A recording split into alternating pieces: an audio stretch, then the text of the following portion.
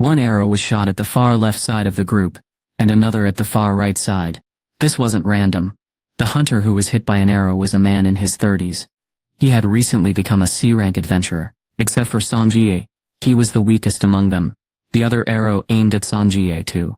They went after the two who were not as strong. Without the system helping me, I would have been hit by an arrow instead. Jinwoo was annoyed by how the ice layers were only focusing on the surface stuff. He held up the arrow where everyone could see it and snapped it. The sound echoed sharply. The archer thought this was a challenge in motion that he would cut Jinwoo's neck. Jinwoo couldn't help but laugh, though his eyes stayed sharp and focused. "I'll take care of you myself," Jinwoo said silently, staring coldly at the archer. The ice layers went into the tree. Chul finally spoke up. He was the strongest hunter there, so everyone listened to him. "As some of you might already know, we are inside a red gate," Chul said plainly, though he sounded a bit confident. No one said anything. "That means we'll all die, or they'll come to help us once the gate expires and there's a dungeon break." The group was upset. Ugh. How the fact that they couldn't count on being rescued came as a big shock. Chul continued. "If we don't move, we might freeze or get hurt. I'm gonna clear this place and leave, even if I have to do it alone. Who will come with me?" Chul had broad shoulders and a determined look, so people trusted him. The hunters looked at each other before deciding to follow him. "Let's stay together. I'm in. Let's get out of here alive. I'll help too." But Chul pushed one of them away when he tried to join. "Not you," he said. "Huh?" the man asked, confused. Chul shook his head at a few more people, including that man. He didn't want their help. Jinwoo and Songjie were among the ones he pointed out. Jinwoo looked surprised because the man had chosen 5 hunters, all of lower rank. He apologized but said they couldn't join him. When asked why, the man mentioned red gates. The other man didn't know what he was talking about. He explained that 1 hour outside the gate feels like a whole day inside. "In the worst case, we might be stuck here for a few months before there's a chance to escape or beat the boss. We don't need anyone who isn't absolutely necessary. Are we just extra weight to you?" The chosen hunters were upset, but they quieted down when he gave them a stern look. Chul acted like he was helping them out. "Don't get too upset. If you can stay alive until we defeat the boss, then everyone gets to go home." But still, the rejected hunters looked at Chul's team with hopeful eyes. But no one did anything. They were all too busy avoiding eye contact. That was when, "Excuse me." A female B-rank hunter on Chul's team raised her hand. Chul looked at her curiously. She pointed at Jinwoo. "Can I join their side?" she asked. "Up to you," Chul replied. She walked over to Jinwoo without hesitating. Chul looked back and forth between her and Jinwoo, then sneered. "Since we have a spot available, I'll take one more." Me? "Me." The male hunter who had been pushed by Chul quickly ran forward before changing his mind. That was a normal reaction. Jinwoo could understand. This woman is weird. He looked over at her suspiciously. The female hunter locked eyes with him. She whispered quietly. That Chul guy did not even see those arrows coming. Just because someone is a high-rank hunter, does not mean they are great at everything. Even an A-rank hunter can have low agility. Jinwoo knew about stats, so her comment seemed normal. "Yeah, sure." She smiled widely. "Yoon, you're not E-rank, are you?" Outside the Red Gate, President Baek looked worried. Even though Sangmin told him about Jinwoo, he still felt uneasy. "This is just a guess, right?" "Yes.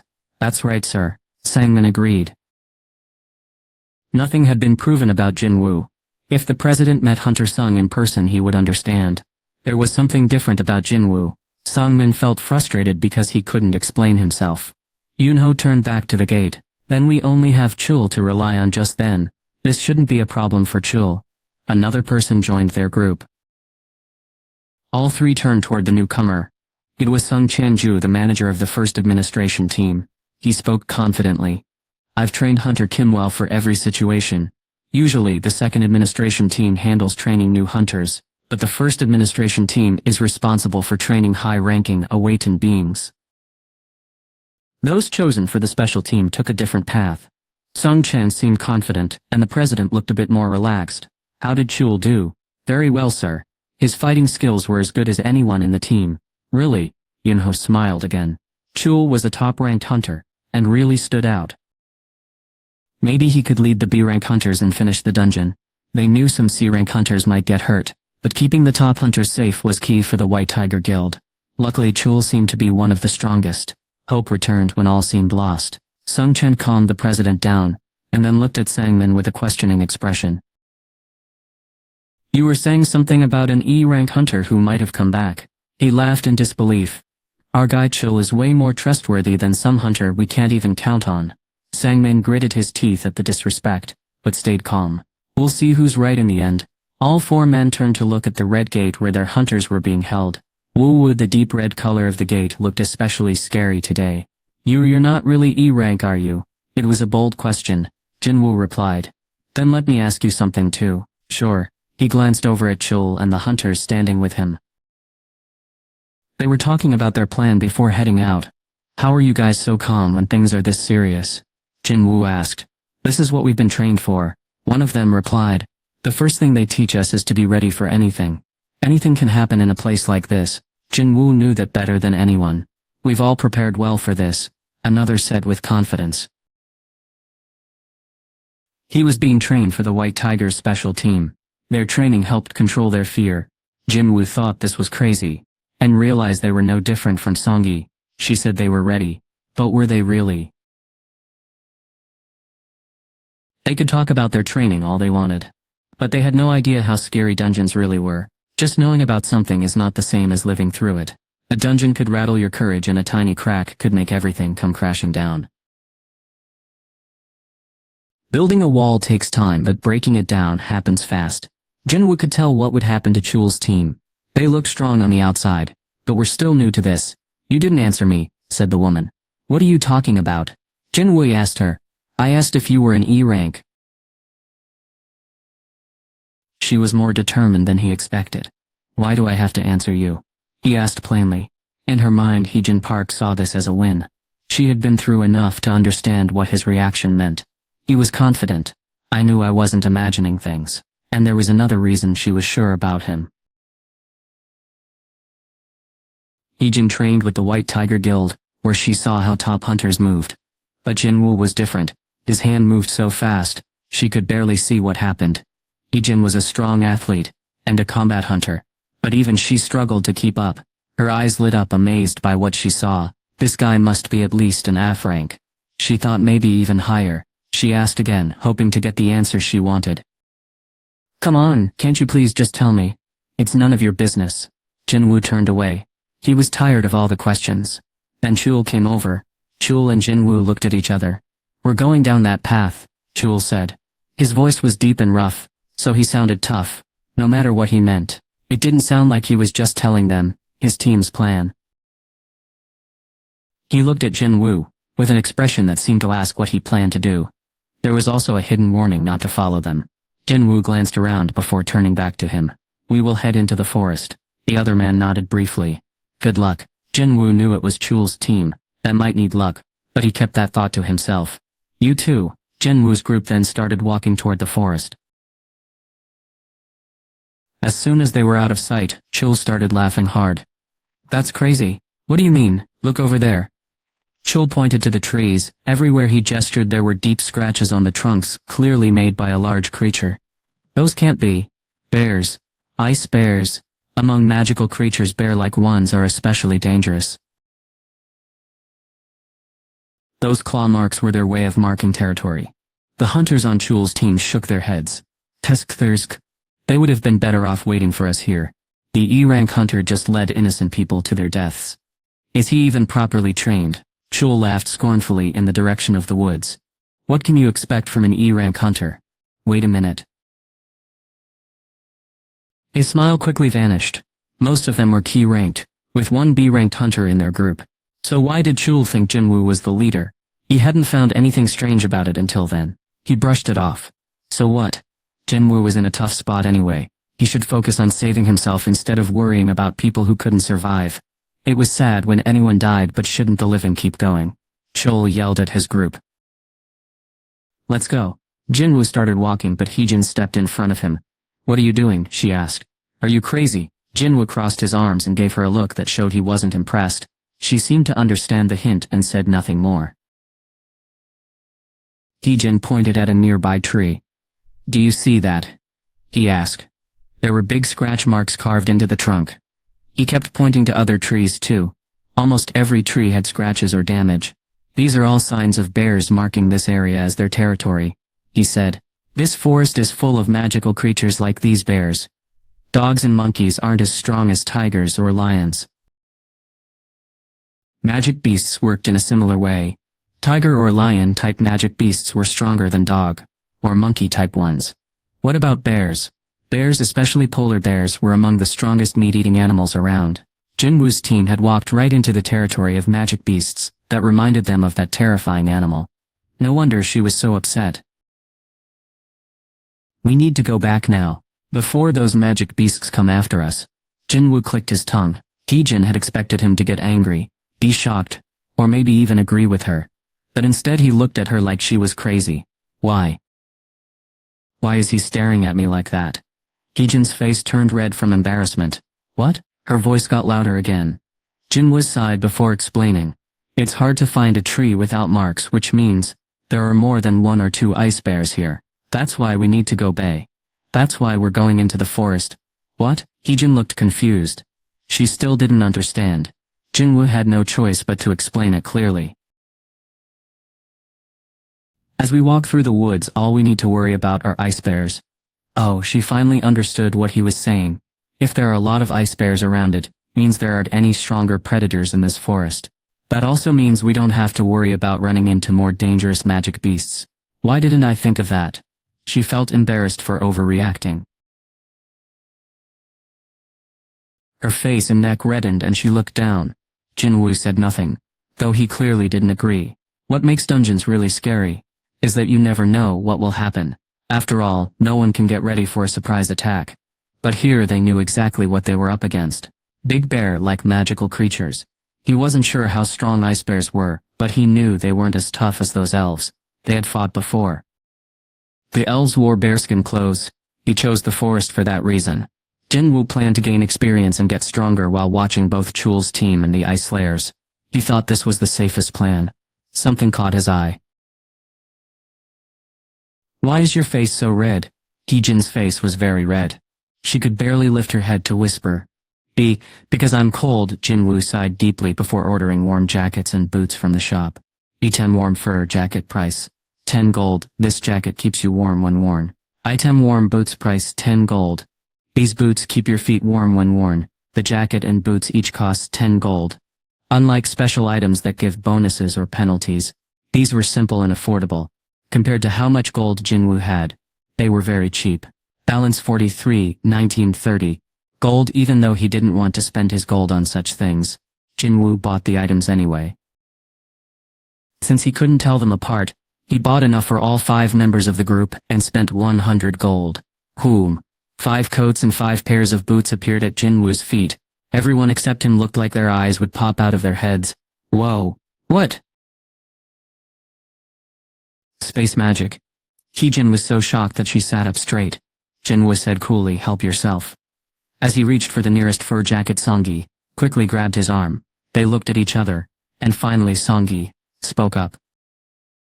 Jinwoo frowned. What exactly are you, mister? You caught an arrow earlier and now you used some kind of strange magic to get these clothes. It was clear they would keep asking questions non-stop and things would start getting complicated if this continued. This is where I need to draw a line, he said firmly. He brought Heejin and the other hunters here so he would take care of them and keep them safe. But he said, don't ask me anything. He looked around at everyone. This goes for all of you. No questions, no arguments. Then he added, if you're not okay with this, you can leave. I won't stop you. The other 2 male hunters who had followed Jinwoo because of the bird rank Heejin looked back and forth between him and the fur jackets they were about to put on. They shook their heads hard. Jinwoo had chosen the forest for another reason. He quietly opened his stat window and changed his title from the one who overcame adversity to Wolf Assassin. This title was given to those skilled at hunting wolves. When fighting an animal-like monster, all of Jinwoo's abilities went up by 40%. This boost was exactly what he needed right now, so why not use it? Ping! A message popped up. An animal-type monster had appeared, and the title buff had been applied. Jinwoo smiled when he saw the message. Perfect timing. That was when the other hunters started shouting. It's a bear, ice bear. An ice bear had caught their scent, and was now moving toward them. Strangers had entered its territory, and the ice bear was not happy about it. Grown, it showed off its sharp, see-through teeth made of ice, and slowly stood up on its back legs. The huge creature's body was all the hunters could see. It looked like a polar bear but was twice as big. On its chest there was a glowing stone stuck in it like a sign that it was a magic beast. The beast let out a deafening roar that made the ground shake. Everyone except Jinwoo froze in fear. Heejin frowned. How is only having to worry about ice bears a good thing? She thought. How could anyone say that after seeing this creature? She had almost believed Jinwoo's story, but when she saw the magic beast, she knew she was right all along. We shouldn't have come into the forest. Heejin sensed danger, got in front of everyone, and shouted, I'm going to draw its attention so you guys ag. Someone pulled Heejin's clothes hard, and she stumbled back to keep her balance. By the time she steadied herself, Jinwoo was standing in front of her. What are you doing? Jinwoo pointed at her sharply. Listen up. I'll handle these magic beasts. He wanted to gain all the experience points he could. These teddy bears would help him level up before facing the real danger. The ice slayers posed. What? Heejin was clearly annoyed. Why did he pull me back just so he could fight the monsters alone? The two mage hunters also stopped casting their spells, completely confused. I don't care how strong you think you are, that's a tough monster in this difficult dungeon. Jinwoo ignored Heejin's angry voice behind him, and walked toward the bear. If I use a dagger, it would make a big mess with blood everywhere. He had instinctively pulled out his daggers, but then put them back. He tightened his fists instead. He wasn't supposed to interfere, but emergencies can change things. Jinwoo stared at the ice bear. The bear roared loudly. Its massive legs swung quickly through the air with a sharp sound. All it hit was air. It's big and fast. Jinwoo jumped over it. His training had paid off after all. Before the bear could lift its head, Jinwoo swung with all his strength. Bam! The bear's head hit the ground hard. Its skull was crushed, and its tongue hung out of its mouth, as it lay still and lifeless. You have leveled up. There it was, just like Jinwoo had hoped. He had expected to level up this time, which was why he had stopped. Heejin, what are you even doing? Jinwoo turned at the shaky voice and saw the four hunters staring in shock. Jinwoo sighed. He had told them not to ask questions, because he knew something like this might happen. People sometimes forget things after a shocking event. So Jinwoo had no choice but to remind them firmly. I said no questions. Jinwoo said, if you don't agree with me, the exit is back where they came from. Heejin had calmed down by then. She said, I just saw how you killed that bear. Do you really think I'd walk away after seeing that? She was shaken. She followed her instinct by choosing Jinwoo over Chul, and now realized she had made the right choice. Heejin knew how to stay safe, so she made her decision quickly. She knew the best way to stay safe was to follow Jinwoo. She worried he might leave them behind, so she said urgently, please be our leader, Jinwoo. We will do whatever you say. Even though he had said no demands before, he thought for a moment, then agreed quickly. Thinking about what might happen next, Heejin turned around. Since Songyi had come with Jinwoo, Heejin knew how Songyi felt about it. But that left two people. He asked the other two if they were okay with the plan. With everyone watching, the two hunters looked at the ice bear's body, and then at Jinwoo before quickly nodding. Yes. Outside the red gate, Kichu looked at his watch while wiping sweat from his forehead with a handkerchief. President Baek turned to him. How long has it been? About 3 hours, sir. 3 hours, that means 3 days have already passed inside the dungeon. President Baek's voice was heavy. Among the four of them, he was the only one who had been through this before. Yoonho Baek was one of Korea's top rank hunters. Even for someone as skilled as him, a red gate was something serious. He remembered that time with mixed emotions. The scariest part of a red gate is you don't know what's on the other side. Rank hunters almost never talked about what happened inside a red gate. So Songmin, Songchan and Kichul listened closely to every word. Yoonho said. The president kept going. The area beyond the gate could be a desert with temperatures over 100 degrees, a thick jungle filled with venomous snakes and bugs, or a freezing cold place where you might get frostbite. The three listeners were totally focused on his every word. When you go in, you don't know if it's a red gate. So how can you prepare? This was exactly what happened today. The gate appeared normal, until it turned red after the hunters entered. Your skin burns from the hot sun. Poisonous insects attack you all the time, and the cold makes your flesh rot. That's how the weaker ones begin to die. Oh my goodness.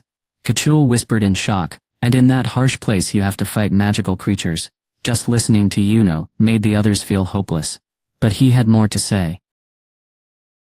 Imagine you managed to adjust to this strange new place. You would need to gather enough food to last for weeks or even months. This wasn't going to be simple, with hunger and tough conditions around you. The only thing you could rely on was a special tool called a mana compass. This compass showed where the strongest energy was located. Except for waiting until the gate closed, the only way to escape was to use a magic compass to find and defeat the boss. Imagine spending days, weeks, or even months waiting, and hoping that the needle of a compass would point you to safety.